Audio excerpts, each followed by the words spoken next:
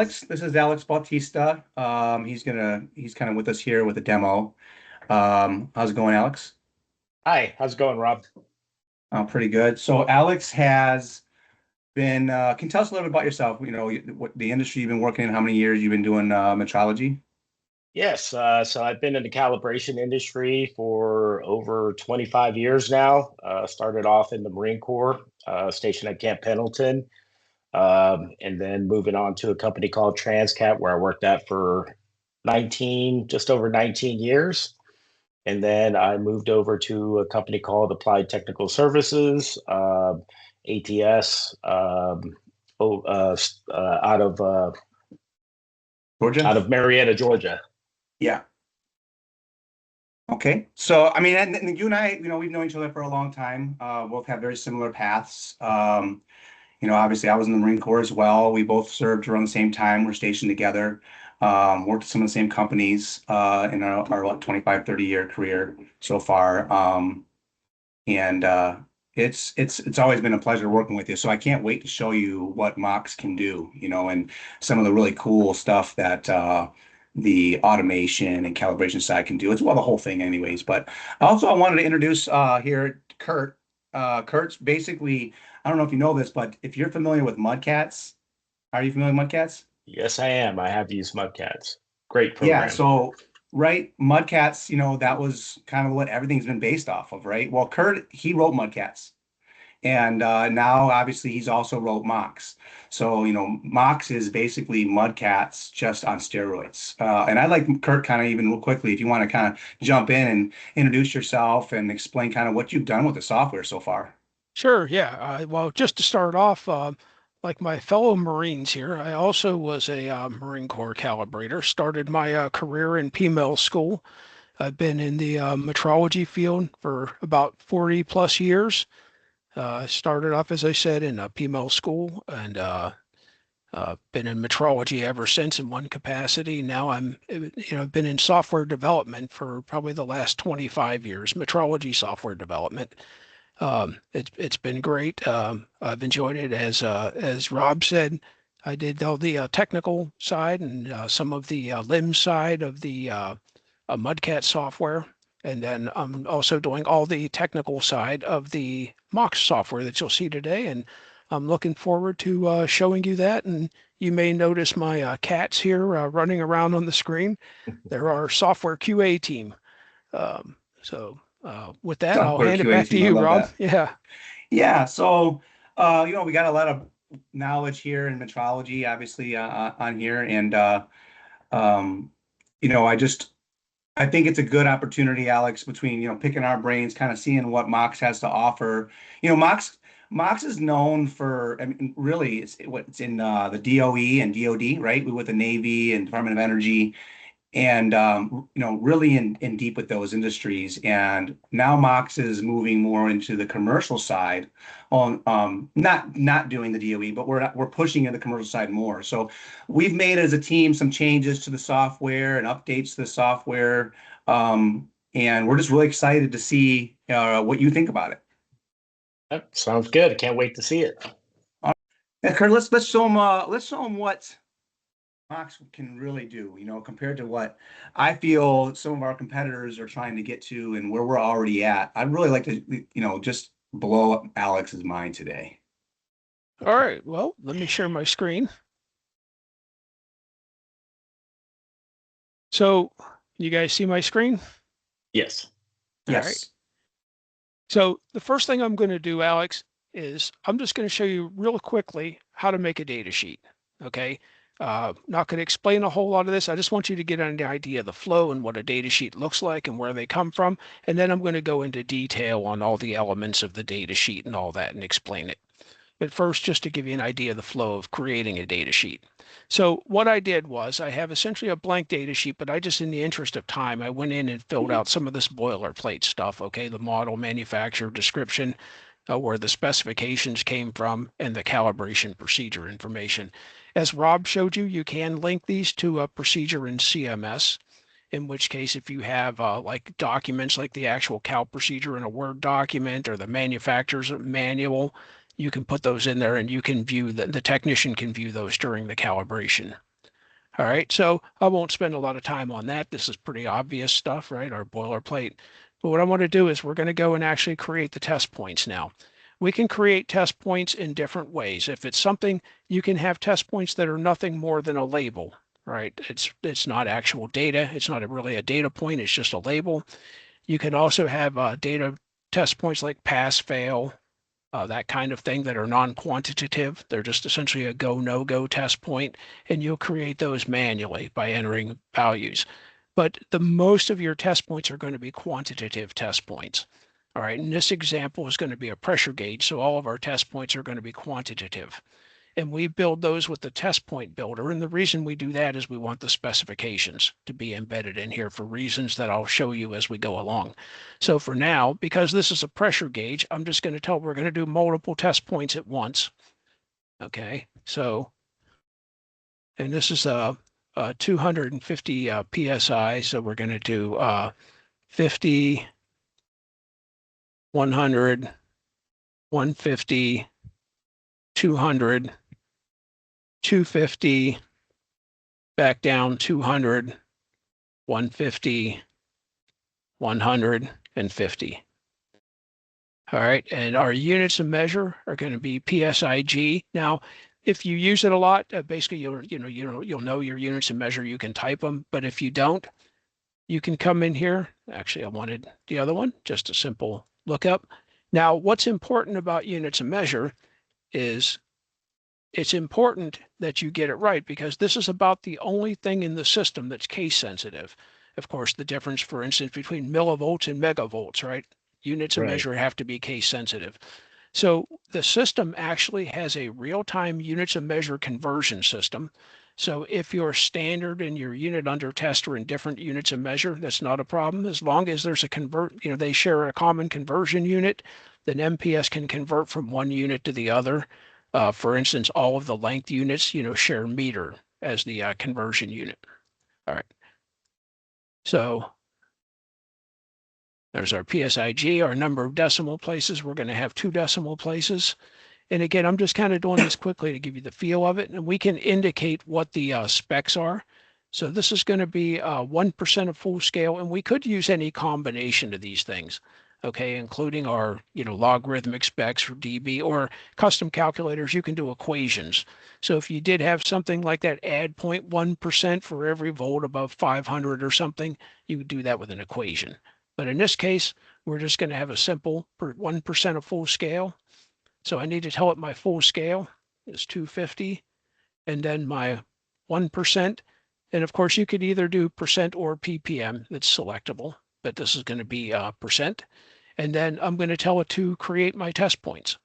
So let's insert our test points. And in here, now this function tested, this is just a label. Okay. So this is going to be pressure tests. And then what I wanted to do for the subsequent fields, I can either have it put in, I like to put in the pipe character, or you can have it repeat pressure test for each one, or just leave it blank. All right, and then this test number, step number, this would be like from your actual calibration procedure. Okay, this is, again, these 2 fields are utterly meaningless to MPS. They don't mean anything. So I'm just going to put 4.2.1, and that's because my calibration procedure that's step 4.2.1 of the cal procedure. All right, and then in here for my measured value, where's the measured value going to come from? Direct entry 1 value. That means that essentially we're going to enter a pressure value, or with automation scripting, if we automate it, there's going to be 1 value. Your other options here are mean of samples. So if we were setting up a torque wrench, we would choose mean of samples and we would set it up for 3 samples, right? Because we're going to do 3 clicks and the average of the 3 clicks is the measured value. Now, by the way, when you do that, MPS will automatically take the standard deviation of the samples and add that to the measurement uncertainty budget item. Oh, wow. Yeah. And then calculated prompt. So if we were doing something like a current, right, where the technicians, you're going to use something they have to calculate, like they're going to have a resistance value and a voltage value, and then we needed to calculate the current from that, we could do that. So it will prompt them to actually enter like the resistance and the voltage, and then it would calculate the current and then make that be the measured value. But for our pressure gauge, it's just going to be direct entry, one value. Now, for our reference value, the default is that for something low end like this, we're going to assume that the nominal value is the reference value. So we're going to set our pressure calibrator to output, 250 PSI, and that's going to be the reference value.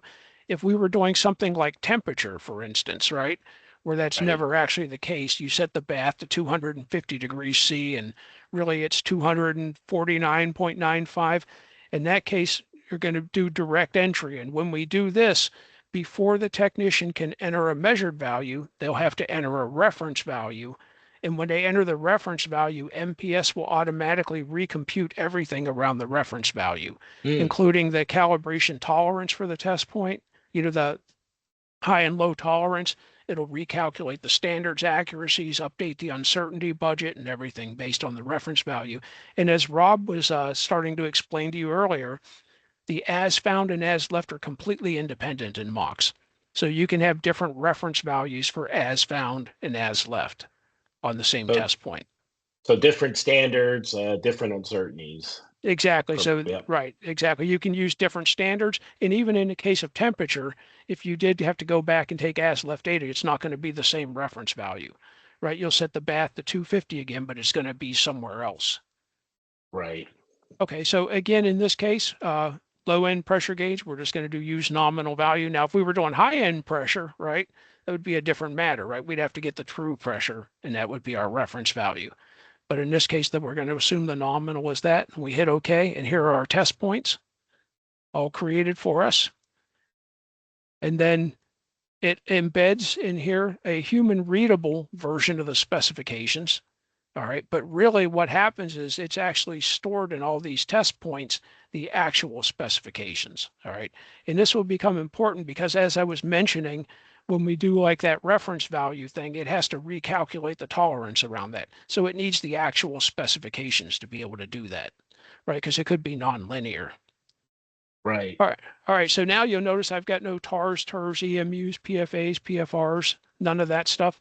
So what I need to do is I need to give it a basis for that. So that's going to be our uncertainty budget. And I could do this one of two ways. I could just go in and create uncertainty budgets manually. Okay. Or I can have MPS do it automatically. Now for that, if we go to standards here, what we're going to have is one standard, and it's going to be a pressure calibrator.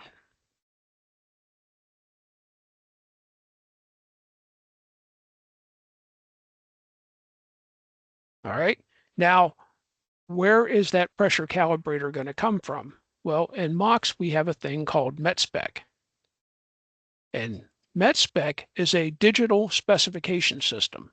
Okay, so you can actually store the specifications for instruments in electronic form in these METSPEC files. And these, of course, get saved in the database.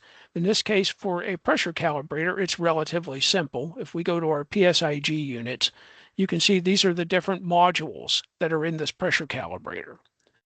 And then so for our 0 to 45 PSIG, this is the parametric limits. This is the accuracy for 1 year accuracy.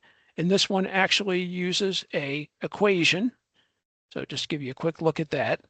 So here's the actual equation for that to determine that. And again, I'm just speeding through this right now. We're going to come back and look at these elements in detail, but I just want you to sort of get the flow of how a data sheet is created. All right. Okay. So now that we have that, and the main usage for METSPEC really for most people are actually for using it with calibration standards. So you have the specs for the standards. Or in some cases, if you want to set it up with using uncertainties, you can do that. All right, so let's go ahead now and tell it to add an instrument to this. And we're going to import a METSPEC instrument for that. And it's going to be our CPC. And incidentally, this catalog that we're using, this is also common for data sheets. If we were building a data sheet as we're doing now, and basically, if we don't have the rights to approve it, or we're going to continue working on it tomorrow or something, we can save it as a file. And then it's the same thing for METSPEC spec sheets. If you create a spec sheet, you can save them as a file while you're working on them. And then you have to have the necessary permissions to be able to approve these into the database for actual usage. And so what you do is you'd save them to a file. And then when you're done, if you don't have the rights to approve them, you can just email the file to somebody that does, and they can go in and do their review and all that stuff. And if they approve it, then they can approve it into the database and it'll be ready for use. In the case of spec sheets, they'll be ready to be used with data sheets. And in the case of data sheets templates, they'll be ready to use for calibrations once they're approved into the database. And all of that is all audit logged and revision controlled. You can have multiple revisions for both spec sheets and data sheets. So if you change it, it retains the old versions. So you have all that control. All right. So here's my calibrator. And what I'm doing here is when I'm typing, it's actually looking up in the database to find that. So it's things that start with CPC. And we could search different ways, model number, description, all that. But I know the model number starts with CPC. So there's a CPC 6050. I hit OK. And then this one just has 1 year specs. So OK. This is more common in electrical stuff. You might have 90-day specs, 1 year specs. And what you would use are the ones that how yours are calibrated. Okay. So now I've got that. So now, just to give you an idea of, well, I already showed you what the spec sheet looks like, but you can also view them here in MPS as well. But now what I need to do is for those different ranges, pressure modules will be assigned to different test points, right? Based on what they are. Now, how do I do that? If I go to assign standards to the test point, I can tell it to auto assign. And what it'll do is it will use the parametric limits in there. And I'm going to tell it to do it for all test points and do the whole calibrator. Okay, so now you can see that we actually have TARs, TERS, EMUs on our risk, PFA, and PFRs computed. And if we actually now go and look at the test points, you can see that for this 47 to 52, or this 50 PSIG test point, it chose the 0 to 235 PSIG module, right? And it's actually showing me the specs for that. And my TAR is 212 to 1. Okay. Now, that's largely what you'll use spec sheets for. This is really, really super handy for like your general purpose test equipment, right? If we were doing like a primary level calibration, then, we might actually, do more with the uncertainty budget, manually, right? Which you can always do. You don't have to use met spec instruments. You can always just manually create budget items, and you can also do a hybrid. So you can have MPS do this stuff automatically, and then you can also go in and add other budget items if you want. Okay. But this is really the super powerful for that general purpose test equipment, right? Where you've got a ton of pressure gauges. And you don't want to have to go in and manually set up a uncertainty budget for every pressure gauge you do. This saves you a huge amount of time. Yes. And also you could let your technicians do this because all the metrology stuff is done in the background.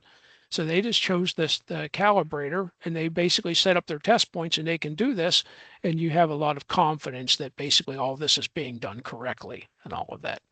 So, okay. So now that essentially is creating a data sheet. So what I would do is while I'm working on it, if I don't have the permissions to be able to approve it into the database, then what I would do is I would go to export to template. So I'm going to save it to a file. And then let's say you, Alex, basically do have the rights to do it. I can email this to you. And you can basically open the file and you can come in and review it. You can just come over here and look at the specs and say, yeah, these are the right specs. And then you can look at what I chose for the standards, right? Say, okay, yeah, that looks good. And then there you go. And then what you would do is you would go to File, Datasheet Template, Approve Template to Database, okay? And then you basically would approve it as a new document, or if it's an existing document, you would approve it as a revision. Okay, in which case, if there's a currently active version already, that will become inactive and the new one will become active. And all that stuff will get audit logged too. Okay, so that's the process for creating a data sheet. Now I'm going to basically go and show you some of the technical stuff about what MPS does with all of this and how it all works. All right, so let me get that out of the way. And by the way, I have several data sheets preloaded over here just in the interest of time. Okay. Don't Did need you have any that thing up questions on the there. data sheet stuff, Alex? Yeah, no, it was actually very straightforward and very simple. I'm assuming, getting your standards and uncertainties, might take you a little while, but once it's all in there, just being able to pull it in, that's super Yeah, How does easy. that yeah, how does that compare like to what you're used to using for like other softwares? The naming softwares, but I mean, does this look any different or is it look more user friendly? I could tell you everything looks very clean here, organized. I really like the visuals that, you give with the tolerancing. It it's all I could say is it's very neat and organized, and you can actually see all your data in one page. Have you great. found it to be just the same, easier, harder to build data sheets in other systems from what you just saw? Yes, this made it very simple. I would say this is probably one of the easiest I've ever seen being created so quickly. So And plus the uncertainties too, right? I mean, just you can create a data sheet. I know some of the softwares they create data sheets, but they don't really handle the uncertainties. They just handle the data points of tolerancing. And then you're usually manually typing in the uncertainty, or you got to do some kind of scripting for it to know how to do the uncertainties, right? correct, or having it organized to where it's pulling in the ranges. I've seen some programs just have issues with recognizing that this is the part of the uncertainty budget or this is the spec for this portion of this part of the calibration. So Yeah, it knowing yeah, what module, you have that CPC, right? And it's multiple modules. It knows what module to pull from, right? So it's going to be it's pretty smart and intelligent that way. I agree. yeah. All right, so what I'm going to do now is I'm going to show you in a little bit more detail what I did again in the order of time. I have this is a 5.5 digit data sheet, which is what's actually set up behind me over there on the Mm. 5522 calibrator, and on the top is that Regal 5.5 digit DMM. Okay, but I have here already a set of as found and as left data collected for this in the interest of time. I am going to show you taking a couple of data points because I want you to get a feel for what automation looks like executing in MOX. Now, this is an important thing about automation in MOX. It's completely optional. What you saw me do with the pressure gauge, that's the way you start with any calibration you do, whether it's a pressure gauge, a micrometer, or a RF microwave measuring receiver. Okay, that's going to end up being automated. Doesn't matter. You start off by doing the metrology first. So you create all the test points, set up your metrology, and then you can add automation scripting to that anytime you want. So if you get in like a brand new make model DMM and like one or two of them, right? So you can create a data sheet, you can approve the data sheet, and you can do calibrations. If you get to the point where, hey, we're getting a lot of these things in now, let's go ahead and automate it. At that point, now you can add automation scripting to it. And then you would approve that as a revision of that data sheet. Same data sheet, just now it also has automation scripting. So Okay. yeah, Alex, like when we were in the labs, right? And you're dealing with something like that, it doesn't work that way, right? Your formatting gets all messed up, right? So now you maintain the format of your cert, right? You don't got to do any reformatting. It'll always be the right format. Well, yes, Right. and even more importantly, basically all of your measurement history is still intact. It's still the same test points, the same test point identifiers. So I'm going to show you in a little bit with the analytics. When you go and look at like all of your measurement history for these test points, it will still be the same, whether you did it automated, manual, it doesn't matter. Yeah, because you go over to another program to do automation that's not part of your metrology software, they might determine different test points, right? Or whatever it Right. might be. So you already have the same data sheet that's been used for years, and you said you have that history, and the customer doesn't see new test points, and you just It now it's automated. And even if they were the same test points, what's different about this is this has globally unique identifiers for every test point. So these have a unique identifier for the test points. And so when you capture the data, it actually associates those identifiers with it. That's how we can find unambiguously the calibration history for this test point, because those measurements Wow. actually contain the Yeah. reference ID for this test point. Okay, so now I'm just going to, before I get into anything else, I'm just going to give you a quick example of what automation looks like. So we'll just let it redo a few test points here. And I've got the 5522 calibrator selected. This is the case where you can see for this meter calibrator, instead of adding one met spec instrument for the calibrator, we actually added 4. So the technician at the time of calibration can pick any one of these that they're going to do the calibration with.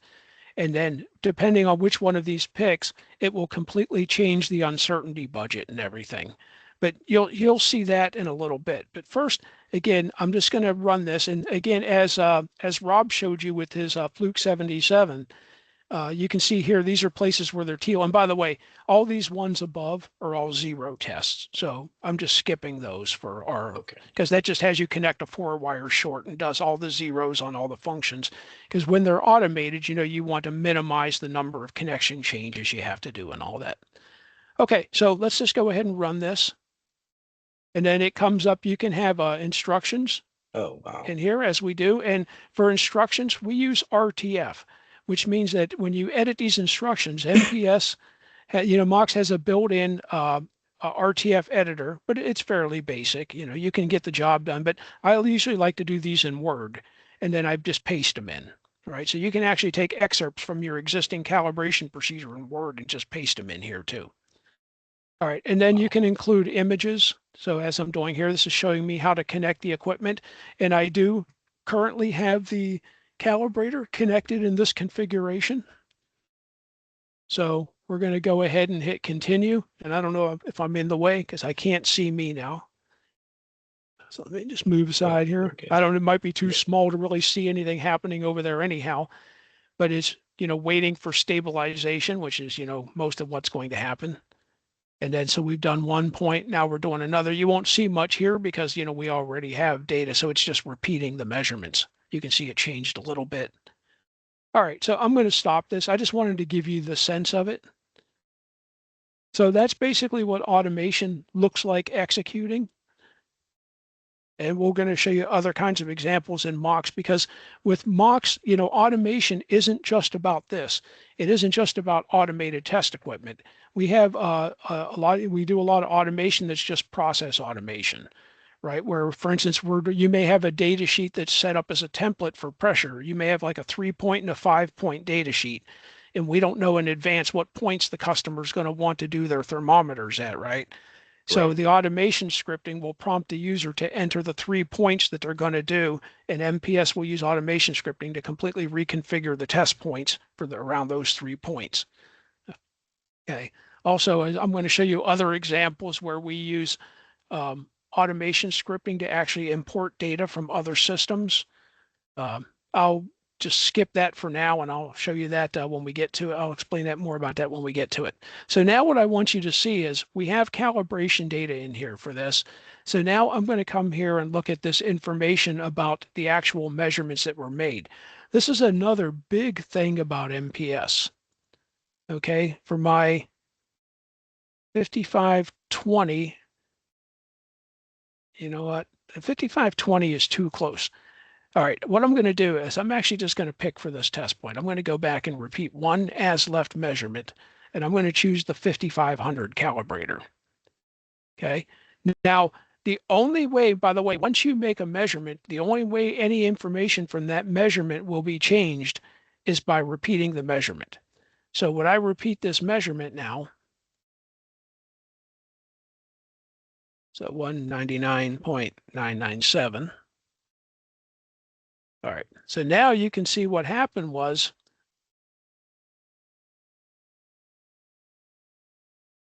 if I click back on this test point, you can see it's guard banded. All right, if you look up here at my as found in my as left measurement for the test point, and incidentally, in the MOX software, everything in the system is driven around the currently selected test point.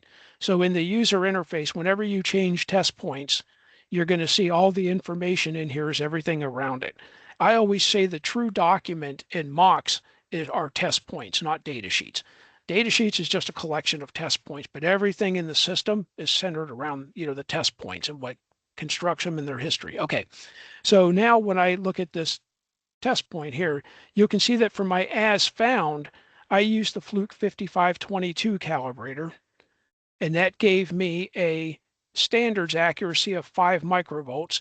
And again, these were met spec instruments, just like I showed you with the pressure calibrator, right? Of course, Right. there are a lot more complex spec sheets because they have a lot more functions and ranges and all that. But anyhow, here's the actual accuracy is 5 microvolts. And then this is showing me that I used the 330 millivolt range, and these are the actual specs for that range of the calibrator. And then when I look at my as left data, I used the Fluke 5500 calibrator, and that was 15 microvolts. Okay, so when I look at my results up here, you'll see that my tolerance for my as found is just using the design tolerance because my TUR is 9.7 to 1. And my PFA is well under my target PFA of 0.8%. Okay. But when I took my as left data using that 5500, my TUR dropped down to 2.5 to 1, and my PFA is above my target PFA of 0.8%. Okay. Now, what's important about this is that MPS then automatically guard banded, and guard banding is optional in MPS. So if you don't want any guard banding, you can basically turn off guard banding. And if you do want guard banding, MPS supports 3 methods for guard banding. It supports the old RP10. If you're familiar with Mudcats, for instance, it used the RP10, which is just a fixed percentage of the EMU will be the guard band amount. Or you can do the Z540.3, and we use the RP18 iterative statistical method to actually determine the guard band multiplier. So what it will do is it will keep adjusting the guard band multiplier till it finds the guard band multiplier that just returns it to the target PFA. So you'll get just enough guard banding to get you back to your target PFA. So you can see that here, right? With the design tolerance, our probability of false accept was 1.08%, and then with the guard banding, 0.8%, back to our 0.8%. And the third method is the RSS method, and that's used a lot by the DOE folks. Okay, so that's that. Now, everything that you see in here is actually saved with every measurement. There's a completely independent uncertainty budget saved with the as found and as left measurement. Okay, because if we were, for instance, doing sampling, and if we had the test point set up for sampling, then a sampling section would appear to enter samples. Okay. And then it would automatically make another budget entry for the standard deviation of the samples for the measurement. Okay. And then for our as left, you can see again everything that I already showed you, right? We're 15 microvolts. And then in our uncertainty budget for our as found, it's got the Fluke 5522 calibrator. In our as left, it's the 5500 calibrator, right? 7.5 K equals 1 microvolts for the 5500, 1.9 at K equals 1 for the 5522. All right, so it's completely dynamic. And if we were doing reference values, if you remember when we did that pressure gauge and we were creating the test points, I told you another option that you had was to tell it about how it's going to get the reference value. Yes. And the default is that the nominal will be the reference value. And you can see that here, right? For just a lot of your general calibrations are that way. But if we were doing pressure and we told it we want reference values, then before, and if you were doing it manually, before you could enter a measured value, you would have to enter a reference value. And when you enter that reference value, MPS will recalculate everything, your tolerances around the reference value instead of the nominal value. It will basically recalculate the standards accuracy around the reference value, and then that in turn basically feeds into the uncertainty budget around the reference value, so on and so forth. And then, of course, your risk and all that stuff is recomputed. And just to give you a functional example of that real quick, what I'm doing is I have on my other screen here, I've got a bunch of copies of MPS loaded up with stuff to save time. So I'm just going to run this example real quick. This is just, I use this as a stress test, but this actually has just a bunch of standards in here. And what we're going to do is it's just going to run through, and I'm going to tell it to iterate through measured values. And what it's going to do is it's just going to go through and make little changes to the reference value here, okay? And as it's doing it, you can see my tolerance is being recalculated. Wow. And this is automation scripting that's doing this in the background, MPS automation scripting. And you can see my PFA is changing.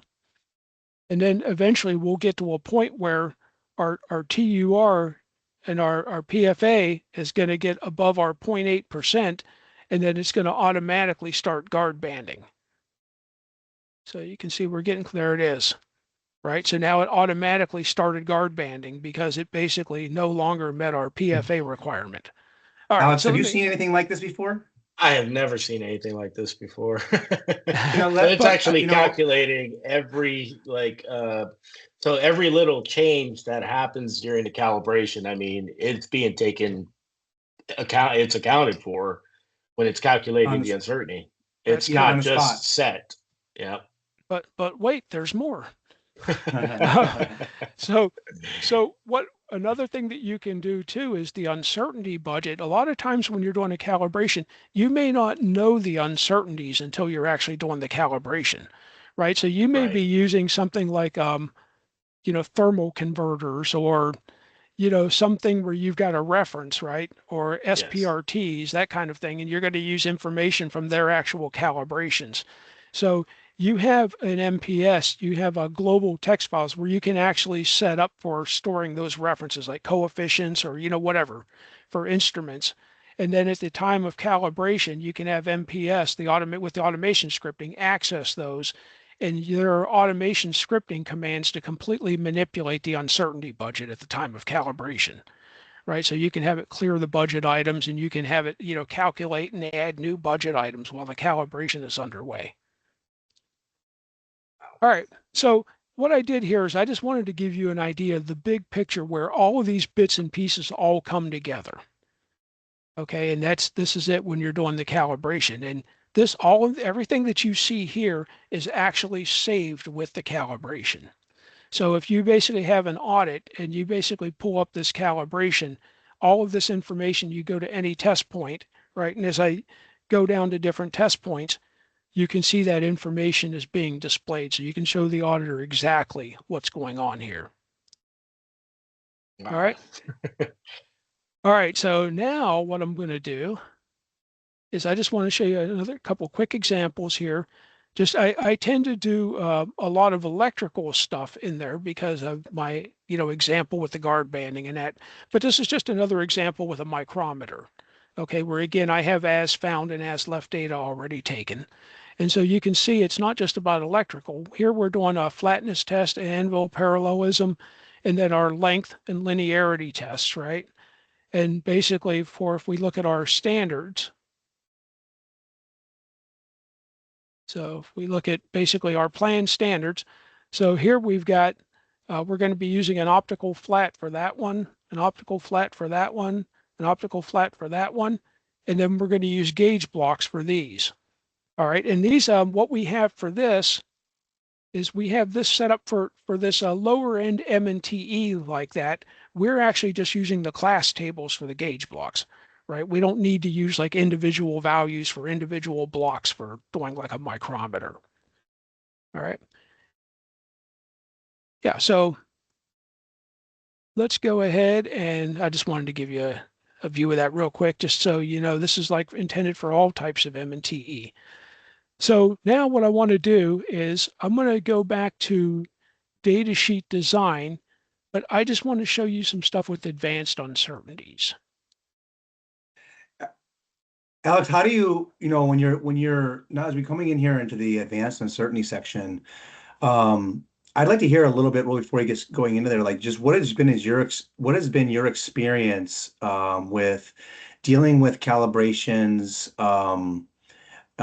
writing data sheets and trying to get uncertainties, wrangled up right in the lab to where you know, for sure they're correct. They're not reporting better than your SOA. I mean, you're using different software, right, to generate that stuff. Can you kind of go over that a little bit compared to what you're seeing here?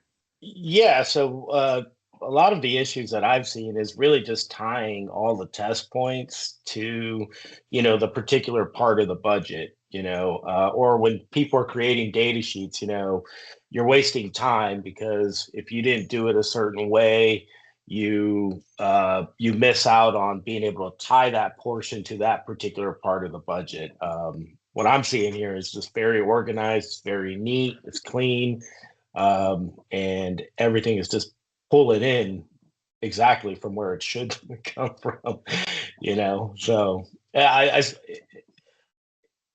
I would be more confident in doing it this way, knowing that my uncertainties are going to be correct and in other ways that I've seen it done. So.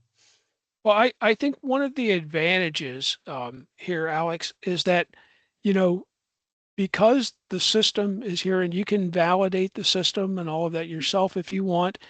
But once you're confident that the system is doing what it's supposed to do, that lets you kind of push some of this work down. Most people that use MOX, it's actually the technicians that create the data sheets and this stuff. And you don't have to understand everything about the uncertainty budgets and all of that stuff to do it because it's going to do that for you. I'm talking about like for your general purpose test equipment I stuff, right? I'm not talking primary, secondary level calibration, but Right. general purpose test equipment where your volume is, right? So you can have your technicians, if they get a new new handheld digital multimeter, you don't need a metrology engineer to create a data sheet for it. Right. And that it's super simple, and just that once you And you actually still have the use it approval and pull in the process. uncertainties.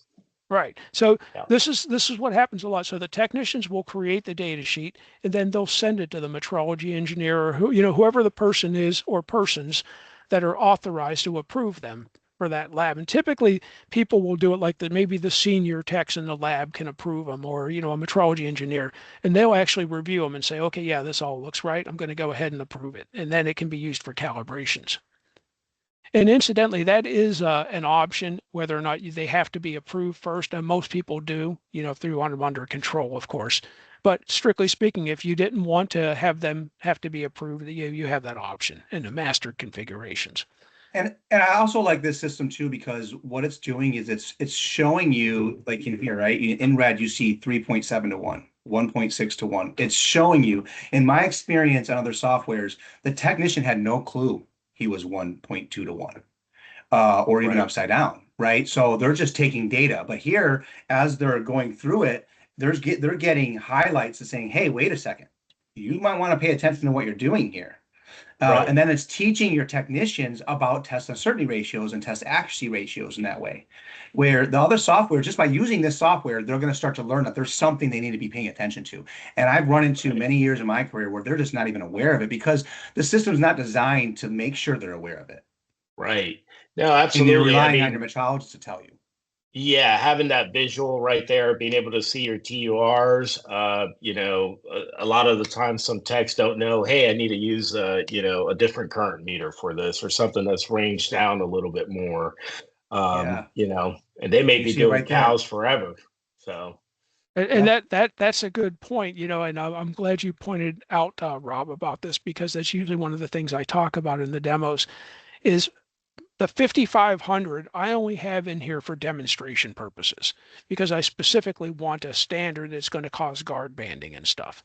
But, if I look at this, I have essentially the 5700 that's 6 to 1. I've got the 5520 and the 5522 that are at least 2 point something to 1. And I've got this 5500 that's 1.6 to 1. Wow. Okay. If I have other options, right, I might look at Yeah. this and say, you know what? I don't need to do this with a 5500, right? So then I can basically just come in here and I can go to my standards and I could say 5500, bye bye. Right. And now it's gone. So what's neat about that, and when you do auto assign standards, just like I was showing you when you auto assign with the simple pressure example, you can do that with these too, right? You can tell it to auto assign all the calibrators and it'll assign ranges. But it makes it easy to do. And if you have one calibrator that you're not sure of, well, maybe a 5500 may be good enough. Let's find out. Add the 5500, auto assign it, and take a look. If you get a bunch of red, nope, not going to work. Kind of reminds me Wow. of back in the day when we were doing Nalcoma stuff, right? Where like, oh, you had to use the standard to be 4-1, except this one's telling you right off the bat, like, hey, you're not 4-1 on the standard, and then it lets them see it because they're building the data sheet. It's pretty cool. Right. Right. And incidentally, by the way, redundant. Um, Hmm. so you can actually anytime if you want to view, like for instance, this range of this standard, you can actually click here on view, and it will take you to the actual met spec instrument Oh for that wow. standard, Yeah. and you could look at the information about that particular range of the calibrator. All right. So now let's go back to our uncertainties, our advanced uncertainties here. And I just want to point out a few things about this. So in here, and this is another data sheet that's just kind of like a little playground for me where I just have testing some different stuff with uncertainty budgeting. And this is kind of an example of what I was talking about with a hybrid for the uncertainty budget. You see there are gray items here and there are black items. The gray items are basically being automatically managed by MPS. Because I actually am using a 5522 metspec file for this, right? It put that in for me automatically. And then I added other uncertainty budgets. Now, I don't have to use metspec instruments at all, right? I could just manually add all my uncertainty budgets if I don't want it to do anything automatically. I can also tell it which things I want it to do automatically. But now I want to actually talk more about these manual budget items. You see these blue bars? This is actually an influence chart for the budget items. And this is just so you get a quick graphic representation of your largest contributors, Yeah. right? So in this Repeatability. case, repeatability is our largest contributor. Yeah. And of course you have the numbers over here to go with it. Okay, but now these ones, and you can see I just labeled them for my demo purpose, right? Manual budget item. If you want to add another budget item, you can just click on plus to add a budget item. Or if you want to edit an existing one, you can just double click on it, right? And so it brings it up. And when you create a new budget item manually, you give it a name for what it represents, right? And then you give it the error limit, and then you choose your distribution, right? So you can have like one of the common normals or custom probability. So if you get an odd probability for a normal, you can just do that and you can enter a probability. Your Rayleigh rectangular, your different rectangular standard uncertainties. This is just K1. So if you have something where you just actually want to enter the K=1 uncertainty as the error limit, it will just transfer it across. All right, and triangular and U-shaped. And then, so what happens is after you pick your distribution, it shows you the K factor for it. Can I say something real quick? Sure, absolutely. I just wanted to. I'm just gonna give a little shout out real quick since we're on this subject. The next podcast that we do, we're actually going to talk about, as you can see in this, it's pretty in depth, right? You can see you're doing repeatability, you got your standard contribution, resolution, all that stuff. We actually at MOX are going to make it, and it looks just like this, to where you could build your scope of accreditation utilizing this same process right in here. And that way you have a live representation of your SOA. And that's coming at the beginning, towards the end of the first quarter next year. So I just wanted to mention that. We're actually going to have a podcast going through on how to build a budget with that system at some point. But I just wanted to bring that to your attention because you're looking at all this really cool stuff, right? And you're thinking to yourself, man, you pretty much could build a budget with this, right? Well, that's exactly what we're going to start doing. And we got some really cool things coming in the future that Kurt is working on right now. Yeah, and then you'll also be able to integrate your SOA into your data sheets, right? So basically with that, if you're basically have an uncertainty that's better than the SOA, it basically will automatically just use the SOA value. So Wow. that's all coming. So yeah, and then were you done with that, Rob? Yeah, I was. I just want to bring that out. Okay. Yeah, no, good point. Thank you. So then you give it your A or B. MPS also says optional support for degrees of freedom. So if you want to use degrees of freedom, you can provide those sensitivity coefficient, and then it computes the K=1 uncertainty for you. All right, and then basically puts that in. And then now there's also a couple of other tools to help you create a budget item. So you have repeatability here. Now, there are really three ways to do repeatability in MPS. One is if you have nothing, right? You want to have a repeatability item, but you don't have any data or anything. So you just want to use like one count at the measurement resolution or at the resolution for repeatability. Then you can Right. just choose this automatic option here, and MPS will add that to the budget for you automatically. Just it really is the same thing as measurement resolution with a different label. Okay. And then yeah, so and then also we don't have in here now, but we'll be adding in the future reproducibility. Same. All right. And the third way is, of course, if you actually really do have a repeatability study, there's a repeatability tool here in the budget item that you can click on. And when you click on this, you can actually enter your repeatability data. And if you have it in Excel, you can just like sort of copy the column and you can paste it in here, right? You don't have to retype it. It's basically, or actually from any carriage return line feed delimited list, right? So if you just have a list of values that are carriage return line feed delimited, that's basically, you can just paste them in here. All right. Nice. And then it will calculate the results for you. And then, come up with your K=1 uncertainty value for you. And it also, as you can see, when I brought this up, it actually saves these with the test point in the data sheet. Oh, wow. Right. So you actually have Yeah. your repeatability data saved right with the data sheet. Okay. And then another tool that you have is, we were talking about when you're doing the uncertainty budget, you have to provide an error limit, right? Well, if you need a little help calculating the error limit, there's the tolerance limit tool. When you use that, this is another potential use for MetSpec. So if you have like another MetSpec instrument, maybe that just has some uncertainties or something for things that you want to add in this uncertainty budget, right? But it's not necessarily added as a calibration standard with a TAR, right? Because we don't want to add a TAR to it as a calibration standard, right? It's just basically going to be added just to the uncertainty budget. In that's the case, you could use a MetSpec instrument for that and choose a range, or you can just manually provide specification data, right? So you can give it like a percent or ppm of full scale, indicated value, floor error, or logarithmics, right? So just have it build it from specs from something, and then it will calculate the error limit for you. Wow, All this is right. like a full-on uncertainty calculator all in one place. Right? Yeah, it is. This is, Yeah. and that's why I get so excited. I said, I'm going to blow your mind because we've been doing this, what, now 30 years? And Yeah, it's just absolutely. the software is not this easy to work with like this. This is new, right? This is like, Right, whoa. absolutely.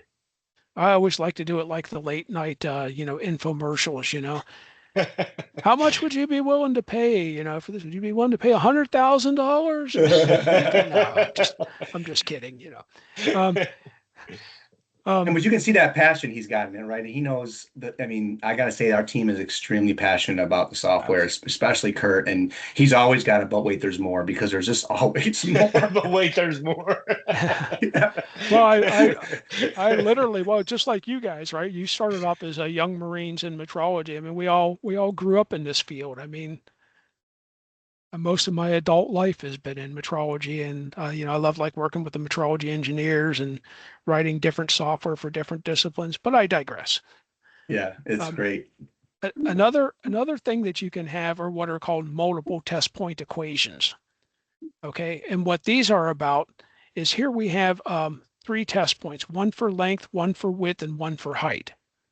All right, and each one of those has its own uncertainty budget. Okay, and its own, specifications and tolerance and all of that. So they've got, their own TURs, EMUs, all that stuff.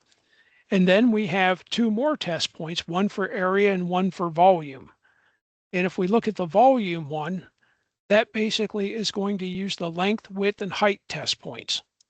And you can see that when you see these labels, you see these at design time. The technicians don't see these at runtime, but these are actual bookmarks for these points. Okay, they identify these particular test points. And then the MPTE, which is multiple test point equation, it's going to use these three. So if we actually look at that, okay, here's our equation. It's going to be length, width, and height. And these are these variables, which will correspond to these bookmark names. at design time, when you're designing the data sheet, will be essentially the nominal values for the test point. But at the time of measurement, when you're actually performing a measurement, if you're doing like your as left measurements, these would be the as found. Did I say as found? Let me say that again. When you're doing your as found values, these values will be the as found measurements for length, width, and height. Okay. And then this equation will determine the measured value for volume. Okay. And again, like I said, these actually all have their own uncertainty budgets. And so what's going to happen in here when we select the test points that we want to add to the equation, it's going to automatically, using partial derivatives, calculate the sensitivity coefficients for that. All right. And then you also have the option to use correlation if you want to correlate those different uncertainty budgets. So if I click on this, so you can see here's our length, width, and height, our correlation matrix. And so if I click on this one, this is our width and our length. And what MPS will automatically do is it will set up this correlation analysis for you based on what the items are, and then you can override it. So this part is fixed. The one on the left is always the fixed one. It's going to have all of its budget items, and then you can, on the one on the right, it will give you basically the ones that you can adjust. So repeatability, obviously repeatability, but if for some weird reason it wasn't, you could tell it no, that's really operator error or something. All right, so the only thing you have to do is set those and then provide the actual correlation values for the items. Okay, and if you don't want to go into like this level of detail, you can also, just like you see this one says M, okay, because you can just choose manual entry, right, and just enter correlation values if you just want to do that. Okay, you don't want to go to this this length. All right, so there's that. Now, what happens is, so you've done all this uncertainty work and all that and all this uncertainty analysis. Let me just go to the advanced uncertainty editor here real quick. So in the data sheet, you can put in basically, who the analyst was for the uncertainty analysis and all of that stuff, right? When the analysis was done, all of that. You can also put in notes about the uncertainty analysis, again, using RTF. So you can cut and paste from Word. For each test point, you can put in comments if you want for that uncertainty comments. And what that all comes down to is ultimately you can also do this report. So this is going to be an uncertainty analysis report for this data sheet. This is huge. I love this part. If you click on this and you tell it to do all test points, then what happens is it's going to come up with this report. This is why he says it's not a data sheet, it's test points right here. Oh, yeah.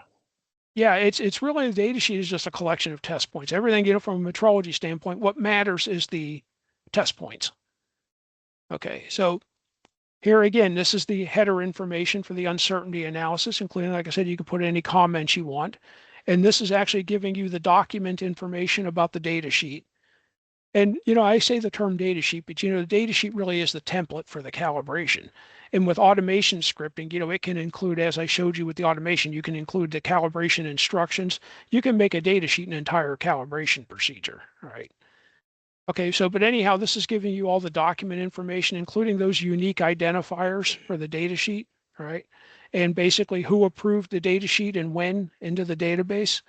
And then for every test point in here, and let's get the one that actually has some, and again, like I said, this is I just have a lot of like nonsense stuff in here from me testing stuff. But this is actually a good one in spite of the budget items just being nonsense. It actually will illustrate guard banding. So it shows you again what the test point looks like. And then down here now, this is our uncertainty analysis for this test point. This is our uncertainty budget. We've got 2 items, standard 1 and standard 2, and there's basically your information about that, including the distributions and the standard uncertainty. If we were using degrees of freedom, the degrees of freedom would be in there. And then here's your, your combined uncertainty, our uncertainty confidence, effective degrees of freedom, coverage factor, expanded uncertainty. And here's my risk information for this test point. So here's the risk using the design tolerance. You can see my PFA is 1.3%, which exceeds my 0.8%. So we automatically are using guard banding, and it's telling us the method we're using is the Z540.3. In the case of MPS, that's going to be the RP18 statistical iterative process. And then basically our target PFA using that guard band multiplier is that back to our 0.8% essentially, and so on and so forth. Now, when we go down, it's going to do that for every test point. But let me just jump down to the end here because this is that volume test point. Okay, and that one looks a little different. So for the volume, that's the test point. And then it's telling us essentially what our equation inputs are, our length, width, and height test points, and all the information about our calculated sensitivity coefficients. And then the same information about the uncertainty budget there. And then our risk information. And then here's essentially our correlation matrix, right, that we did. And then one of the points we did manually, right? So there's no analysis for it, but the two that have analysis, these are the correlation analyses for those. Okay. And then now here comes the cool part. Let's say you get a finding or something from your auditor, right? You basically want to send this to them. This report is different than what you would normally do. This report is actually done in RTF. And the reason for that is you can copy this and you can just paste that into an email or paste it into Word. Wow. Right? Okay. Yeah. Yeah. So you It's can do auditor that as thing. yeah. That whole So term built by metrologists for metrologists. We've been through it. We know the annoyances of what you would want to do, so we have it there. Oh yeah. okay. So Send it right now to the auditor. I'm just quickly here going to show you some of the analysis stuff that MPS does. So this is a data sheet for a 34401 digital multimeter. And here we're looking at the calibration history for this test point. Okay, so this is basically right now we don't have any particular filter set. So you're looking at the as found and as left. And let me just take off as left so we can just focus on as found, which is most important for this. And as I go to different test points, what you're seeing here is that this is time across the x-axis. So this on the leftmost will be the first calibration we ever did using this test point of that data sheet and the measured values all the way out to the latest, okay? And then the center line is the nominal value. The red line at the top is the high tolerance, and that's the low tolerance is the red line on the bottom. And so we can see essentially how we've done there. You can also go in now and you can filter this on just specific assets, right? So if I wanted to look at, say, just that asset, this is just the measurement history for one asset. And if I actually wanted to go in now and have it give me an analysis report. And I told it to include the test point data. So now just for this one particular asset in this date range, and what we would do is if we were really doing this for an asset, we would probably pick like a calibration period for this maybe. Well, actually, no, we would want all the history for this, right? Yep. Yeah, so you're going to get a summary at the beginning. This is for the entire data sheet. The premise here being if any one test point failed, that calibration is a failure. All right, so it's telling us there were 7 tests, 6 of them were in tolerance. Here's our observed reliability rate, and then our recommended calibration interval is currently 369 days, and it remains 369 days. And the reason for that is probably because we don't have enough data, right? Given our configuration settings for our reliability target and all of that. Okay, so then now And this here it. And Oh, this comes into play, obviously, right, Alex? You think about it. If you think about it, I mean, he's going to get to it in a second when he's going to show you the all. But you know, for this interval analysis as a Cal lab, and you've got you're doing risk analysis, you got, out of tolerance recalls you're doing.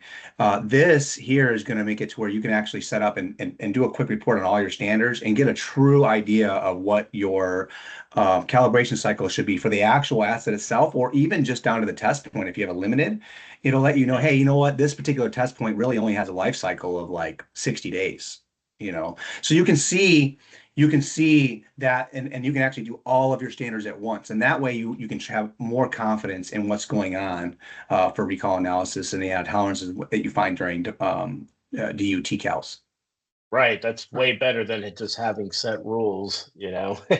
I mean, can you see, That will be can over you, a year, except for yeah. I mean, think about the use cases of this, right? And I mean, the amount of time we spend trying to figure this kind of stuff out normally, right? In a oh lab, yeah. if you don't have the tools to be able to do that, and then of course this coming down and it's obviously all the engineering tools. Your reverse traces are again to the test point, not to the actual asset, which is really amazing. So like he was going to show you like being able to run as he has here the statistics miner, and I'll actually give it back to him so he can show you what's going on there. Yeah, I yeah. just can't help it because it's amazing. And you reminded me, Rob, that this is probably a better way to demonstrate it anyhow, is to really start with this one so you can kind of see the big picture of what it's doing. So um, in the statistics miner, what it's going to do is this is a data mining application. So what I showed you in this report, right, for one make model, let me actually close this and let's actually have it use no filter, right, and have it use all the data. And then so this is basically for all calibrations. Okay. So, and then it's going to show the summary, and then it's going to show the um, recommended intervals and all of that stuff for individual test points. But of course, you're not going to go and do that manually for every data sheet, right, in your Right. inventory. So what you're going to do is you're going to start with the statistics miner. And what the statistics miner does, and I'll just run this quickly just to show you something, what it looks like running. And what this is actually going to do is you've got 8,656 data sheets in this database. And what it's going to do is for every one of them, it's going to go and grab all of the calibration history for it, put it in memory, and then using all of the data as a whole, it's going to basically do all of the different analyses, the interval and reliability analysis that I showed you for the entire population as a whole, save those summary results. And then in memory, it's going to filter for each individual asset and then do the same analysis just using the data for individual assets. And then it will save in the database the summary and results for those assets. And it's doing it both for the data sheet level and the individual test points. And then the second one, the CMS interval analysis, this is your more conventional type of analysis where it's going to use all of the make models in your CMS system, right? And basically it will do the just based on pass or fail of the entire calibration. You'll get the interval analysis based on that. And then what you'll actually do, and I'm just going to go ahead and stop this, that data that's in the database, that summary data, we can do analysis reports. So if I come in here, I want to do delta cal interval summaries. So what I'm looking at here is I want it to give me a list of recommended interval changes. So by make model, or I can have it do it by reliability. So essentially a dogs and gems report. Okay. And one of the main differences between the MPS data and the CMS data are really two parts. One is MPS, it's process specific.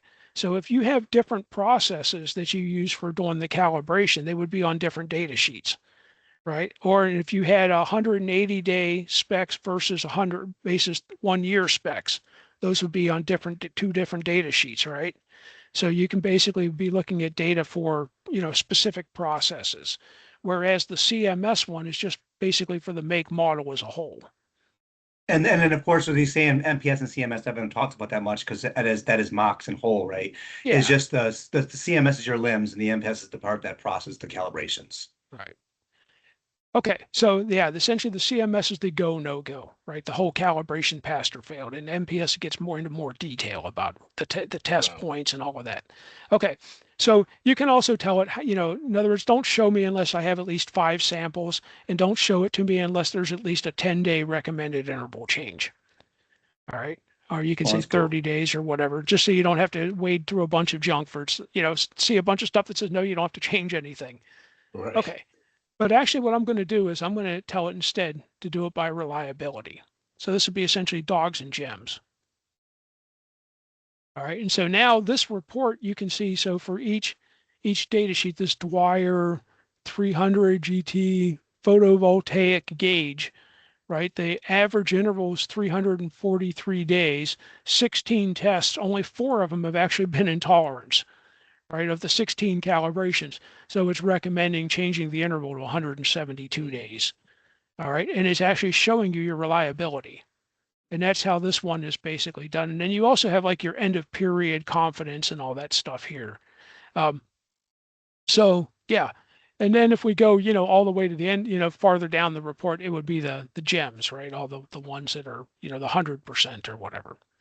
All right. So it's really this report. What I was showing you where you would go into MPS. Let me just close this. Close report. And by the way, you see me like keep looking left and right while I'm doing this is because of my other monitor here on my right side. I have other stuff that I keep dragging over to see. That's basically where you would come in and do this, right? You would go into MPS because something like the one where it's recommending the interval change to 172 days from 300 and something, right? Now I want to know why. Okay, so I could come in here to MPS and load that data sheet and have it gather the data. And now I can come in and look at the reliability on the individual test points. So I can see which test points are responsible for that. And maybe it's How a would you, case. Alex, how do you think, what would be a great use case for this Oh, I from your mean, experience? definitely, when you're trying to recommend equipment to somebody, what's reliable, what isn't. It definitely for your standards, being able to see, which ones are performing as they should. And I know it's probably on the maker model level, but I mean, in some cases, it might just be a particular standard. You may have this one, uh, 5520 that's never been out of tolerance, and you may have a 5520 that, fails every time it goes out for cal. So, You know what? I'm going to say it again, but wait, there's more. Because one of the things that you can do with MetSpec, for instance, you're talking about just what you said about the calibrator and what yeah, it's used for. This is a 34401 DMM. What I can do in here is, let's say, for instance, if I find that it's this this DC voltage, this range, say, fails a lot. Okay. So now I want to know, could I derate it? Well, in order for me to decide that, I need to kind of know what I use it for, right? right. So one of the things that you can do is that you can come in here and right click and you can tell it to show MPS usage. Oh, So if you wow. remember, Look at we that, actually Alex. assigned these ranges to test points of data sheets as calibration standards, right?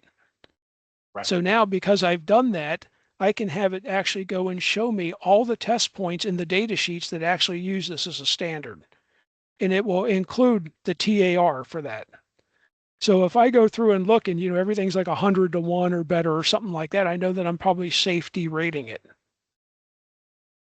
Gosh, And talk and about that how protecting it against corrective action with all these tools, right? Yes. Having to go back and say, hey, this was out of tolerance, and not and having the confidence when it comes back being out of tolerance from the vendor, knowing this is okay. Right away, this is okay. and this is another The time we take to do that. Kurt, the amount of time we spend as metrologists and quality and technical just to make that Days. determination can take right. days. Well, this is another important thing about this too, it being so dynamic, the way the system is. If you did actually come into this MET spec, let's say this is the 34401, but let's say if it was the 5522 calibrator, okay, and we basically derated one of its ranges.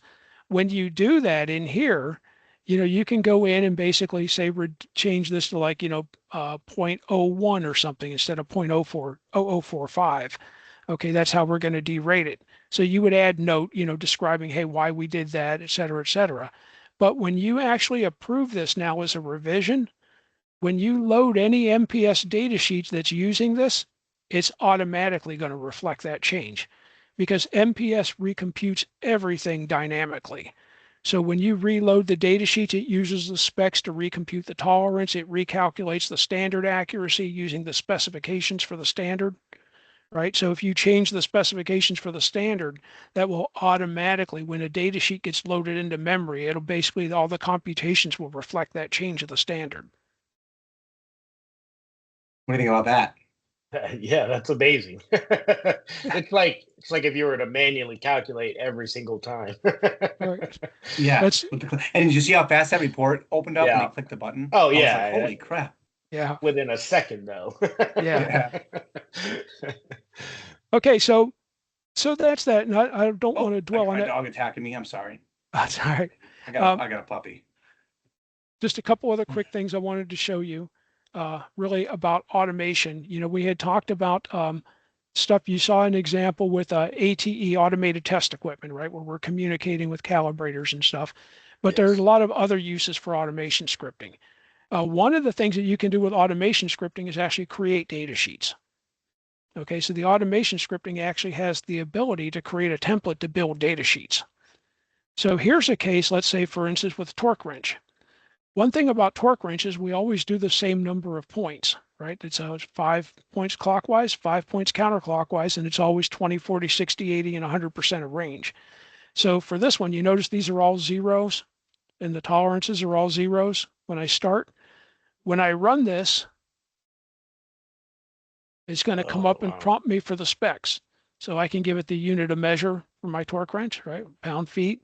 Yep. Let's say our full scale value is going to be 250, and our percent of full scale, no, let's do 1% of indicated value. Floor error, none, and yeah, we'll go with 2 decimal places. You use those It, really accurate torque wrenches, man. yeah, yeah. So basically, and it's just asking us if our counterclockwise spec is different. Okay, and it defaults to what we entered for clockwise. All right, and then basically now our boilerplate, right? This is where we would change this to snap on TQS 250, so on and so forth. And I'm just not going to do that for interest of time here. And most important, where the heck these specs came from, right? You Right. always want to include that spec reference. So when somebody comes back 6 months later to review this, they can see where you got the specs from. Okay, so here it is. There's our data sheet, and this one actually is automation scripted too. And you can see this is also showing sampling. I was telling you about sampling. When you Yes. have test points configured for sampling, the sampling section automatically shows up.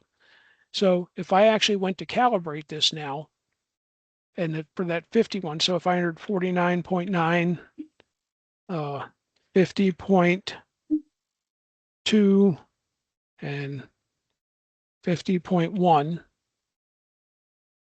Okay, so there's you can see my points there, right?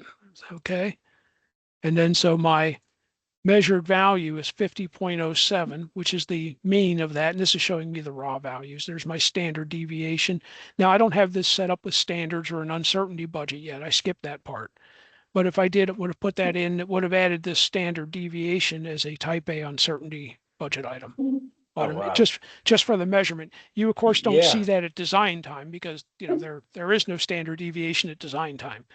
But when you Which means the actually, uncertainty calculation is being done correctly, which most labs aren't doing that, right? They're No. not taking that repeatability into account. It's not going into their budget. It is, so you're getting a true uncertainty analysis at time of calibration. right.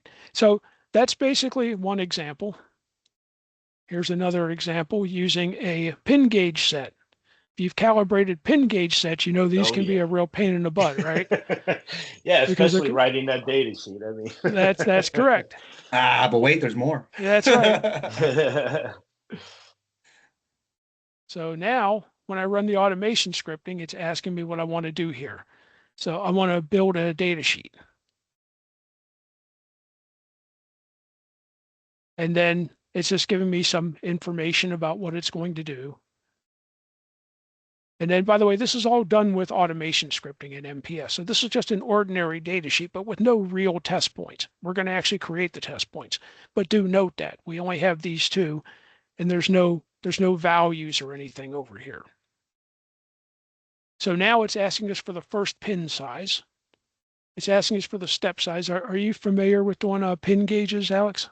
Yes. Okay, all right. So it's asking me for the last pin size and then the step size. So the individual, for anybody else that's, going to view this later, these pin gauges, there will be like a set of, I don't know how many, there's like probably 100 or so of them in a pin set. And they're Yes. just different size pins that increment by a little bit each one. And I think you typically use them for like go, no go. This one fits in Yep. the hole, that one doesn't. Yep. And then our units of measure inches, or we can choose millimeters, number of decimal places, a plus and minus tolerance, because they're typically asymmetric. And then again, this is just going to be our label for the step number and for the function tested. All right. So now when I do that, it's going to telling me that it's going to create a list of pins, and I can manually edit the list if I want. So if it's got like, spares or something, I can add those, or if it's missing some, I can remove them. All right. And then, so now it's asking me how we're going to actually do the measurements, worst case analysis or mean. I'm going to go with worst case. And then do we want it to actually store? Because, with pin gauges, you make 3 measurements, one Yes. on each end and one in the middle.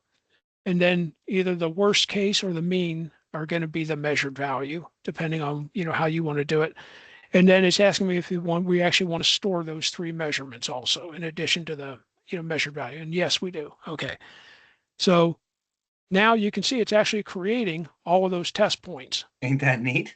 including That is very it added, you see like these are teal, because Yes. it actually added the script commands to all these test points to communicate with a SIP measuring machine to actually Oh, measure wow. the length. So you can Wow. actually write automation scripting with automation scripting too. Wow. And I know So I work here and I'm saying wow, but I always learn something new, Yeah. just because I'm so new with this, and this just wow, that's cool. so we That need to is. do like on that, the late night infomercials, right? Ooh, ah. Oh, yeah. Right. Yeah, that data sheet could have taken hours to write. Right Yeah. there. So Right. so now and then again, now it's asking for our boilerplate stuff, and again I'm just gonna not do that here.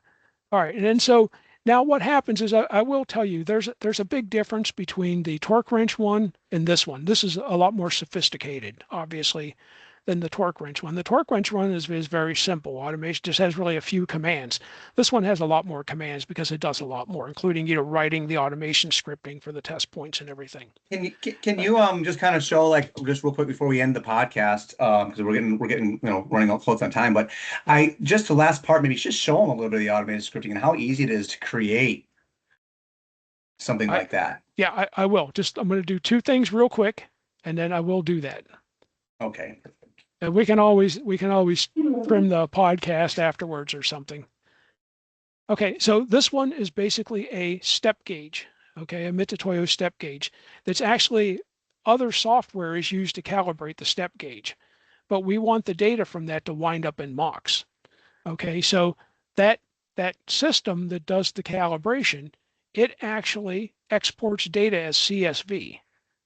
Okay, so here's all of our data for the various runs, and we do multiple sizes and multiple runs, and then we do parallelism tests. And in advance, we don't know how many runs there are going to be or how many length measurements there are going to be, but we do know it will always be the same number of measurements in each run, that kind of thing. So we can figure some of that out. So now what's going to happen is this, when I run this, it's going to read that file. It's going to prompt me, so load data file. Okay, and it's just a little bit of information about what's going on. And then now it's prompting me to point to that file.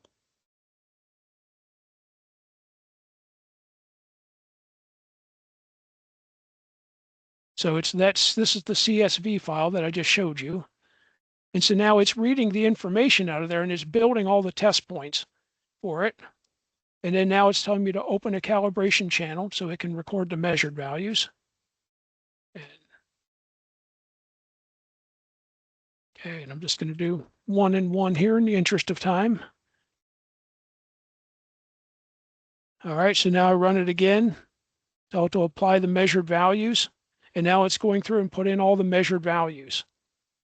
So it built the data sheet and put in the measured values, and it figured out all the stuff, and it used the average of the different runs and all of that stuff for the measured values. And Wow. then including that file also contained the uncertainty information. So if we actually look at this, you can see it's pretty simple uncertainty information. They have basically just have one item, but basically it read that out of the file and created an uncertainty budget item for it too. Wow. So I've got my TER, EMU, and PFA and all that from it too. So you just imported the data and it created the data sheet Yeah, exactly. So the from it. automation scripting, again, like I said, it's not just about ATE, right? It's about basically doing other stuff with automation scripting as well. Okay, last example, and I know we're running long, so I will make this one quick, but this is actually pretty cool to see because in a lot of labs, you have stuff that you have done in Excel. Okay, so Yes. you've created a lot of data sheets. Maybe you have some very complex math and stuff in Excel, and you'd like to be able to reuse that without having to recreate it or something. Okay, or maybe you have something like flow where you're going to use MPS to grab readings from all the different sensors and stuff, pass those readings to your Excel spreadsheet that you have, and have it basically do all the calculations and then read back the measured value and apply it, something like that. So this example, I'm going to just run this, and this is just kind of a simple little example that's just going to show it basically communicating with Excel. So with MOX, you have basically, you can communicate with any COM server, including you can write your own COM servers to do extensions for MPS. So if you have something that you do a lot that basically MPS doesn't support natively, you can create your own module and put a COM wrapper on it and call it from MPS. Okay, so in this case, we're using Excel, and then it's prompting me for the spreadsheet.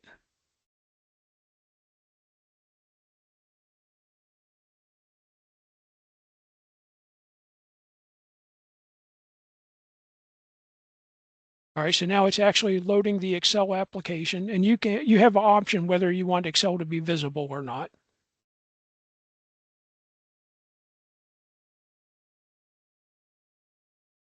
All right, so it loaded Excel.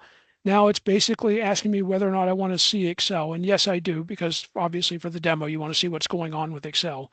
And what's going to happen is there are two variables in MPS, right? Just with these two values. And in each iteration, it's going to change these a little bit. And then it's going to send these values to Excel. Excel's going to do a bunch of calculations, and we're going to read three values back. So you're just going to see these values and you're going to see the values that got back for this demo. So when I hit OK, and of course, Excel is probably going to pop up. Oh, there it is. Okay. So just down here where you can see it. Let's kind of get that out of the way.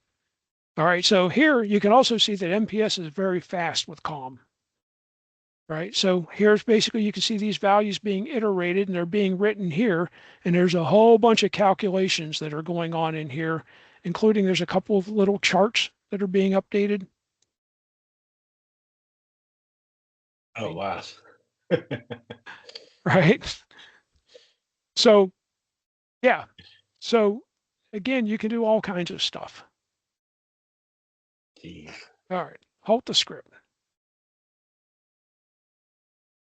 So that is MPS. Was there, did you think you said there was something we wanted to do after this, Rob, or were you just Oh, no, I saying just wrap it up?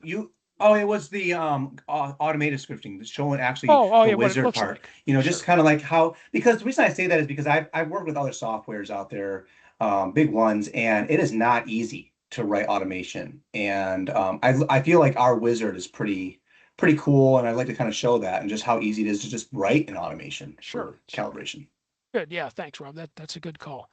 Okay, so now automation, you actually edit in calibration mode, not design mode. And it may seem counterintuitive in the beginning, but you do that because you need to be able to have access to calibration channels and actually work with data and stuff to test your scripting. Okay, so automation, let's go to edit here. So our editing tools only show up when we're in edit mode. And then let me change this to use the small icons. All right. So now what happens is every test point essentially is a procedure, okay, that can have script commands. So for something simple like a pass-fail test point like this, we don't need to call anything else. There's one command that does this. So if I double click on this command, okay, it has essentially just one argument, and that's the criteria for the pass fail. So it's essentially an instruction. All right. And as Rob said, there's command wizards to help you do these. So if I click on the command wizard, are instructions in here. So all of your different instruction objects that you have in here. So this is like for your DC volts, AC volts setup. You just pick it. And if you need to create a new one for this, you can just click on add and it brings up the instruction editor. Let me just click an existing one here just so you can see what one looks like that's already here. Yeah. So it's right here. So you can just edit the instructions. And like I said, you can set fonts and all that. It's a basic RTF editor. But honestly, what I like to do is I'll typically type them in Word and then just copy and paste. Because, Word has, some nice formatting tools and it's got a spell checker and all that stuff. All right. And so, yeah, so then you just pick it and that's it. And then what happens is when we can actually single execute this command. Do I have a channel open? Yes, I do. Oh, yeah. Okay. So now if I actually just single execute that one command, this is what the command does when you run it. It's displaying the instruction, right? That's basically our criteria where you're describing the criteria, and then it has a pass and a fail button. So if I click fail, then the test point failed. Pretty simple for that. Now, for all of our other sections where we're going to actually do instrument communications, at the start of them, you'll see there's the teal thing here, and then all of the test points are basically, this is considered what's called a step group, a test group, right? So this is DC voltage. And so all of these commands are a member of that group. So we have to start from here. And the reason we have to start from here is in the first one is usually where we're setting up the instruments, right? The TI and all of that. So if you look at our commands, you can pretty much tell just from reading what's going on here. Sys image instruction, right? We're going to display an instruction with images. So if I single execute that so you can see what that looks like, that's this one, right? We've got an instruction and we've got one or more images that are displayed. You can have multiple figures with tabs here. So your instruction, refer to figure 1, refer to figure 2, yada, yada, yada. All right. And then again, as Rob pointed out, these commands have wizards. You can see this one's a more complicated, right? Because there's images and stuff involved and you have some properties for those, but there's a wizard to help you set it up. This is where you can pick your instruction, just like we did for the pass fail, or, edit the instructions. And then for our images, we can view the image here. If you wanted to add another one, right, you can add another one. And basically, if you need to, add one that's not in here already, then you can do import and, just import an image into it and then add it. So now if I've got to give it a figure number 2. Okay, so now if I single execute that, I've got 2 figures. All right, and then, so the next thing it's going to do is it's going to call a sub procedure in this meter calibrator reusable. So in MOX, you have what are called reusable script units. They're called script unit files. And so what you can do is if you have ones like for these meter calibrators, all right, we have all of the scripting in it to basically to actually find out which calibrator is selected. So you remember if I showed you, you can have like multiple calibrators in there from the different metspec files. So we need to know which one is being used because it may affect the commands. And then we have functions in here like set the output for 2 parameters. So if we were on, for instance, a AC voltage test point, and let me just do that. So if we're on this AC voltage test point, the first thing we're going to do is we're going to have it go out and read information from the test point. And the information we're going to read is we want to get the value for the first parameter and the unit of measure symbol, and then the value and unit of measure symbol for the second parameter. See, I like this because I don't have to write that out, right? You already have that command. I select the command and then I can select the next command. It's in the wizard where I mean, right, Alex, like when you're dealing with doing this kind of stuff, you actually have to understand how to write like some kind of coding, right? And that's kind of how I Yeah. do it. you had to have, the commands, where they're using metcal. I mean, you're practically writing code to get it to do, what it needs to, and you're hard coding those test points in there too. So What's Yeah. that mean? So What do you mean?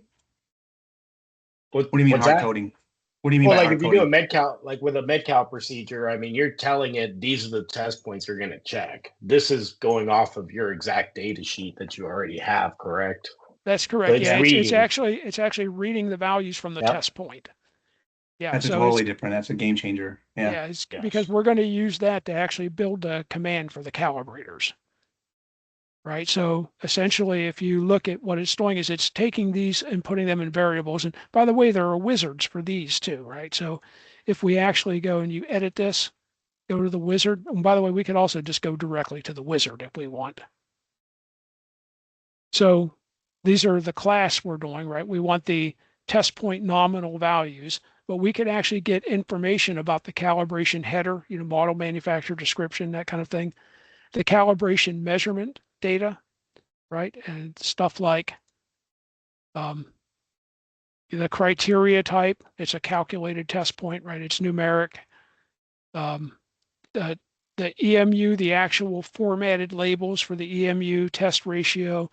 If we have taken environmentals with it, we could get the humidity and temperature values for the recorded measurements, the actual measurement type, the measurement tolerances, all that kind of stuff, the risk information for the So the measurement. coding's you're saying the coding's already is behind each one of those already. Yeah, right. It will just give you that value for the currently Oh, that's selected nice. test point and channel, right? And then, you can even get like test point information, specifications, right? Test point equipment specs.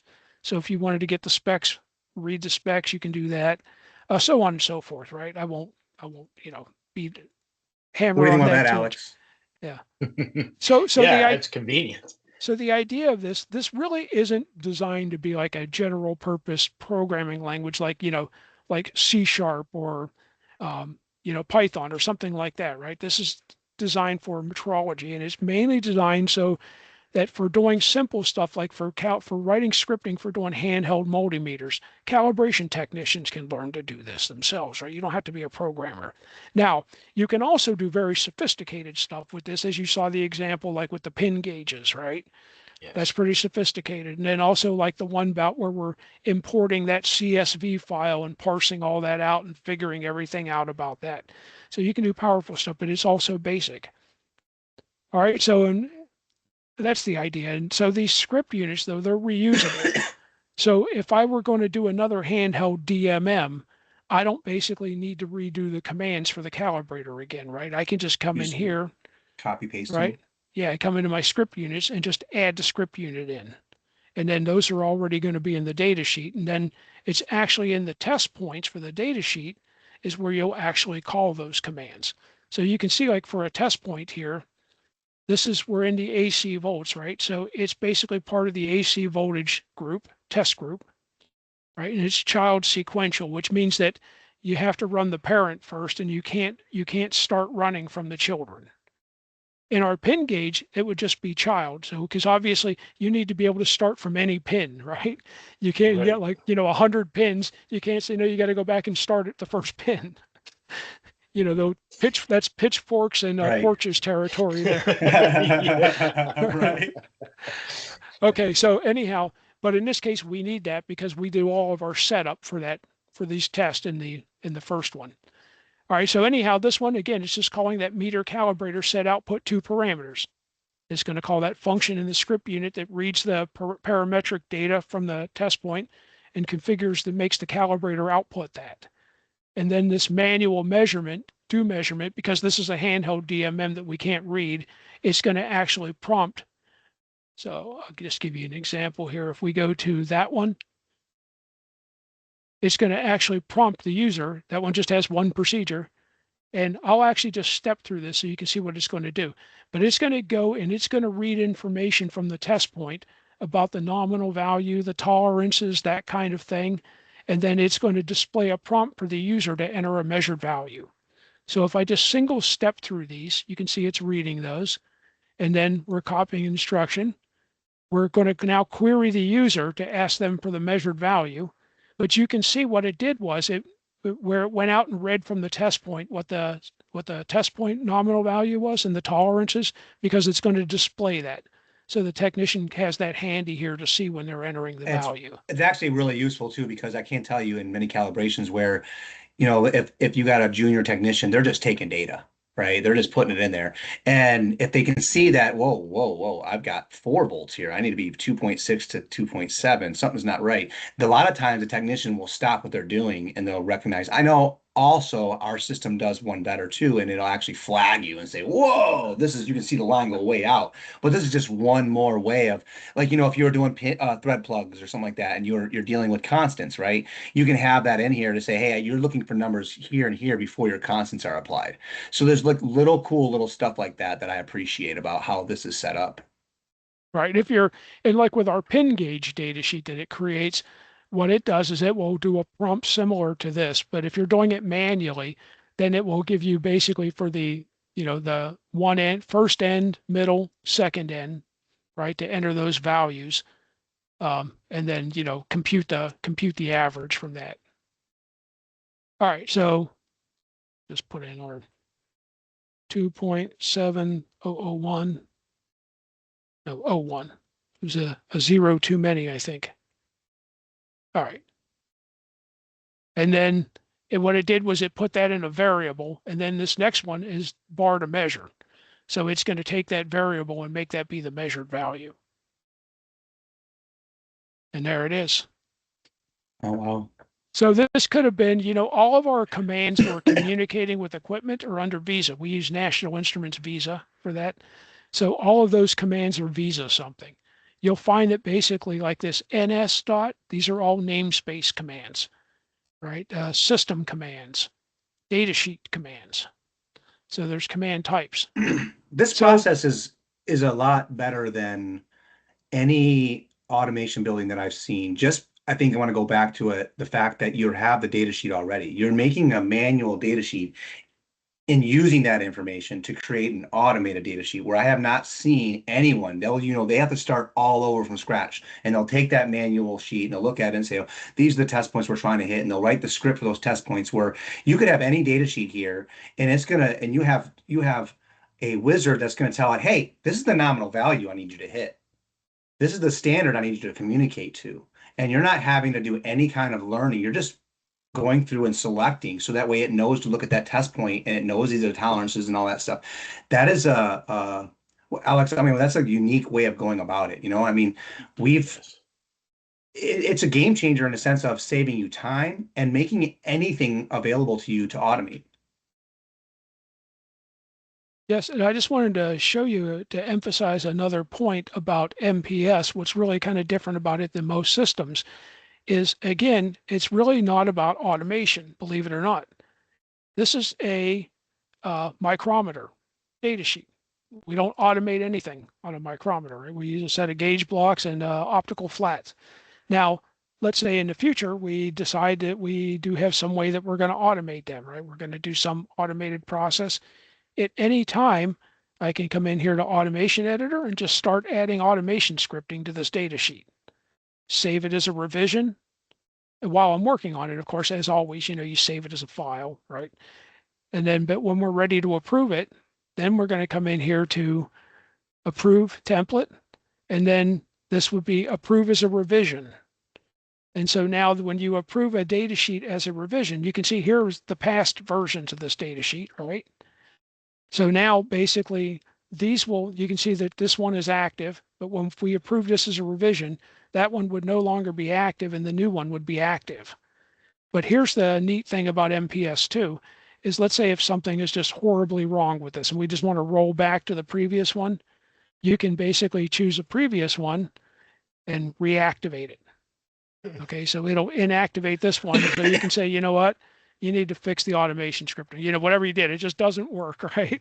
something, Oh, that's we nice. just sent this thing out into the weeds, right? Yeah, Okay. I've noticed a lot about that with MOX. Is it's really designed to be able to go backwards too, not just forwards. Not once you make it, you don't have to start all over again. Which, after talking to Alex for many years, we've dealt with that a lot. Where you make a mistake and shoot, I got to start all over Yeah. again, and it's so frustrating. And you can also, one of the most common reasons why you do see revisions in data sheets, one is automation scripting. It could be just like we said, right? It could be that, there's something about you're going to support another standard that didn't exist before or something like that, or, you're going to change the technique or something. But even just ones that basically don't have any automation scripting, you might be revising those because somebody made a mistake on the specs, right? And you identify it, and so you're going to basically correct the specs and then approve it as a revision on a certain test point. So you also have here on this an audit report. So you can actually audit documents. So if you click on this, this will actually show you the audit trail history for this document.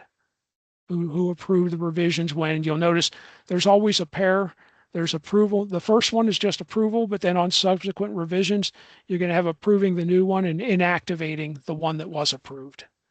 Have you seen anything like this before, Alex? From Yeah, this is dealing with complete any audit soft? trail. No, I mean, I would say, I mean, just the audit trail itself is extremely useful. You can backtrack, you can see who made those changes.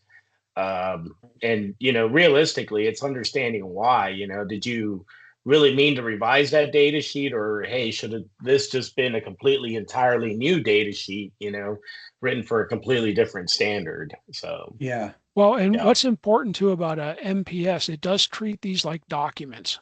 Okay, so a data sheet, a met spec sheet, a calibration, they are considered document entities. So when you save it, it saves the entire thing as a new revision of the document. So, and typically, we talked about examples where you've got a data sheet, two data sheets, one with 1 year specs and one with 180-day specs, let's say, and maybe even another one with 90-day specs if necessary. The way you would do that is you would take whichever one you create first, right? Let's say you do the 1 year specs. So you approve that, and then you just edit, right? You edit let's go back here real quick.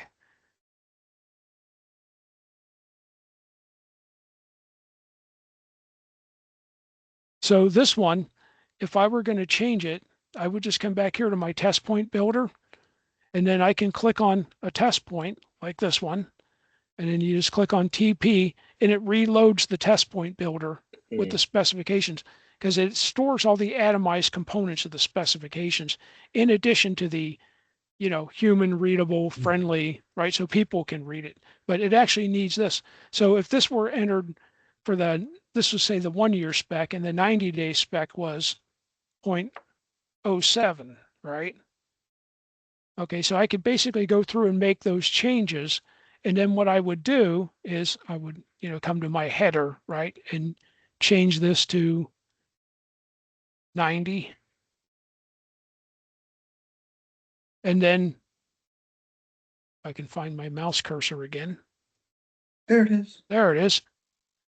And then now basically, when I'm done, I'm going to come in here to approve, but now I'm going to tell it to approve it as a new document, not a revision.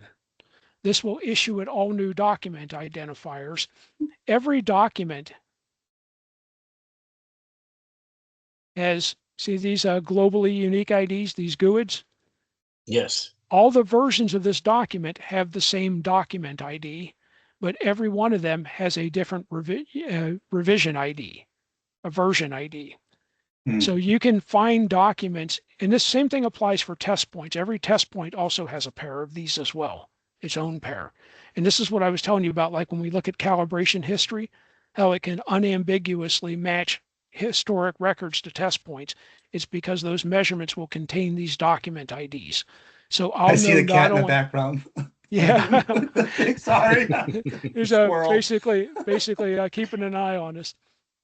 So what they'll do is it will make sure it will tell you not only which test point was used to make the measurement, but which version of it was used to make the measurement. Oh, wow. So you can associate that if you had a problem with this, maybe a specific version was wrong, and you needed to find all the calibrations that use that version, you can do that. Okay. All right. Well, I think that's pretty much everything I was going to show you, unless you had any more questions about anything. Or Rob, if you can think of anything I missed that we should go over. No, other than the cat whispering in your ear while you were talking was pretty cool. I know where you got all your information from. Yeah, that's right. No, I mean, I think that really, for this podcast, anyways, really covered it, really in depth. You can kind of see what Mox's MPS can do, and it can do a whole lot more. Obviously, there's more to it, but I just wanted people to see, and Alex, you kind of can kind of explain too, just from our experience as metrologists in this field, this is like a kid in a candy store to me. I don't know about you, but Yeah. like when I saw this software when I first came on board and I actually wanted to see what it was about before I came on board, I was just like floored, all the things, oh man, if we could do this, but then, oh, I can't because if I do this, it's going to break that. You know what I mean? Right. They have it. It was built from the ground up, right? And they're following all the standards. We're following all the standards.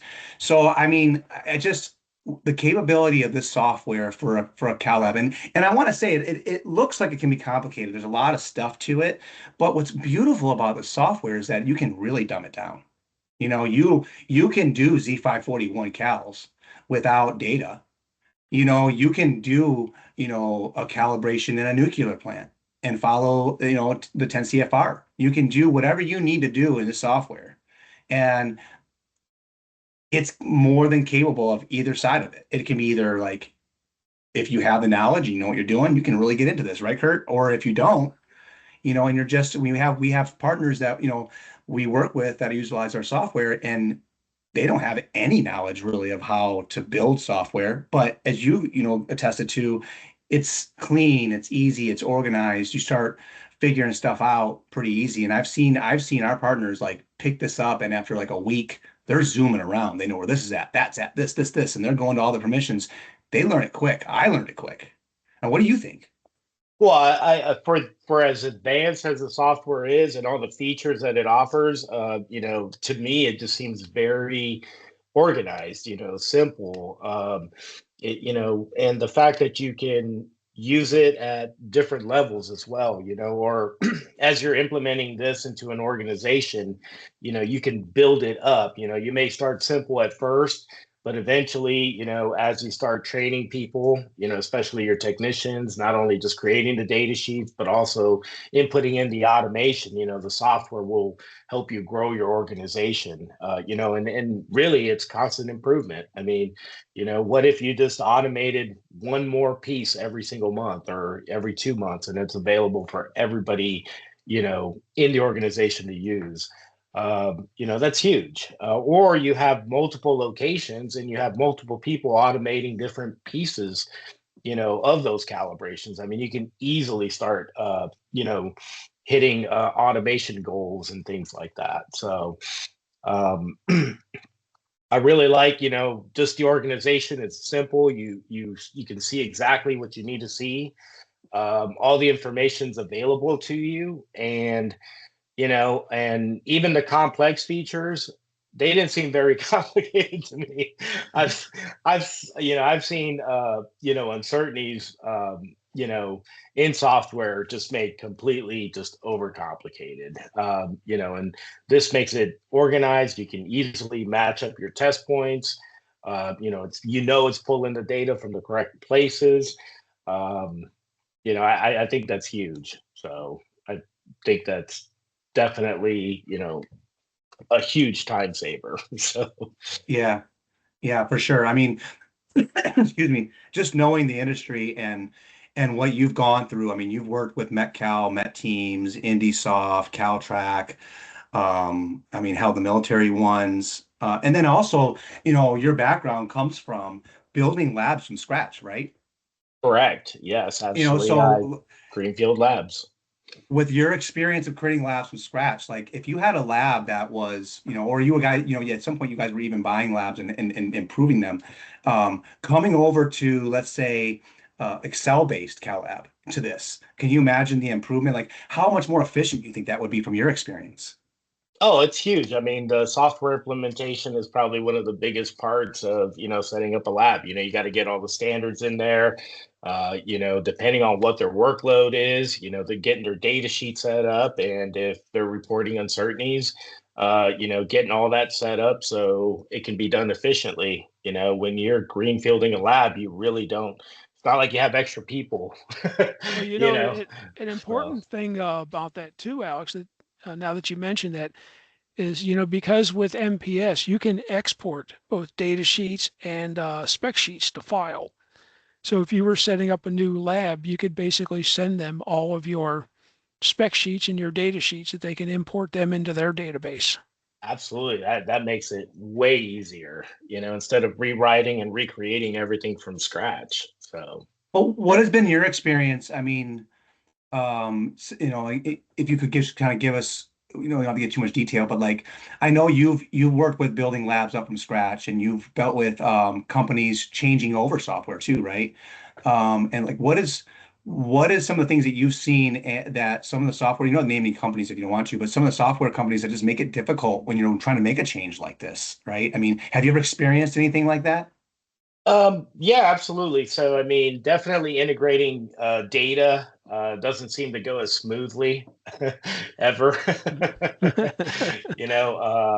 It seems to be one of the biggest complications. You may have built up a database history, and what you end up doing is a lot of the time, sometimes you lose features, or you lose particular sets of data that you used to easily be able to recall. Your reports, you're used to certain reports and a certain software, because this is how I manage my daily workload, or this is how we know what's fallen behind or what's missing, or this is how we analyze productivity. And I think when you do change, the data just isn't the same, or maybe it's not displayed the same, or maybe you can't get the exact same report. So Well, I think one of those the things those are that probably one of the biggest parts of, or downfalls of integrations. So Yeah, and I've noticed that too in my career. And as a matter of fact, one of the things that we do here at MOX is, we're known for this, is they'll fly me right out to the customer before they take on the software, and I will go over the workflow, go over the reports, go over so that way, and then we'll look at the reports, and there's Cal certificates, and we'll actually create mimics their new Cal report so it looks the same, right? But it utilizes our crystals. So that way when they're getting involved, it makes it less painful for them, because you need that. You need someone involved that understands what's about to happen, right? And I use the term partner because, just as well as I do, if I mess up at Mox doing this process during the implementation all the way till 5 years from now when you're trying to get work done, if we're not available, your whole lab shuts down. oh, absolutely. You can easily shut down a lab Yeah, right. You gotta you during you gotta integrations. have I mean, yeah, you gotta have you know, someone that understands what's going on in the process on our end, so that way we don't make it harder on you, right? It's got to be and it's always going to be painful in a sense, right? Because change is always hard, but we make it as at least amount of painful as possible, I think. And I know that from my experiences of doing my data migration, usually the biggest part is the data sheets. You lose all your data sheets, oh you yeah, know, or and starting from if it's scratch and you can't efficiently, get them remade in time. So Yeah. So making the process of making the decision of the right software company, right, the right team for you is very important.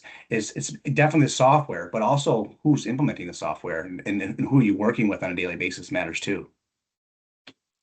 oh, absolutely. That's you definitely got to have a good partnership. I mean, the day you launch a software, um, so many things can go wrong. If you can't turn a piece of equipment, I mean, that severely affects your business. If it's You one get day fired. or you're able to fix it right there, Yeah. that's amazing. But if it carries on for 2 days, 3 days, 4 days, 5 days, or even a couple of weeks where you're working inefficiently, I mean, that just severely, you know, hindered your business. Right, Yeah. right. Well, I mean, that's pretty much the end of the podcast. I mean, do you what do you got to say as far as the demo goes? I mean, you want to add anything before we end it today? Well, one thing that I Al- wanted to say is I want to thank Alex for spending so much time with us today. I do appreciate it, and look forward to working with you. I really appreciate. Thank you guys. I'm really glad I got to take a really good in-depth view of MOX. I'm amazed. So I did not know it had so many features, and it seems like it's very easy to use, which is really what any technician is probably looking for when they're using a calibration software. So, Was there anything that you didn't see that you were wondering if it did, or did we hit everything? I think you guys hit everything. I mean, It was a it's long from podcast. it's from beginning to end. I mean, it has everything. It has more than I could even possibly think of. You know, And so especially since we're trying to add more QMS into the CMS, into our limb side of it, right? And SOA builder, having you saw the qualifications. We want to add a training matrix, right? Things like that, or risk analysis, PTs, things of that nature. So that way you have less. You're not having to go into multiple systems when you're getting audited, right? And then you can make some of that stuff live, which then also protects you as well. So, and we're coming with my quality background. That was one of the things that once we moved forward and got the really important stuff tightened up, that was the next step. Was just start adding these new features. And from who I've talked to, I think a lot of our customers, partners, and potential partners really like that idea. What do you think? oh, that's exciting. I mean, that would be amazing, and I really look forward to seeing that. As these features come about. So having everything all in one place, I mean, that's what we're all looking for. Right. So, Definitely. Well, Alex, thank you so much for coming on the podcast today. Mox, really appreciate your time, and hopefully we can do another one again. thank you guys.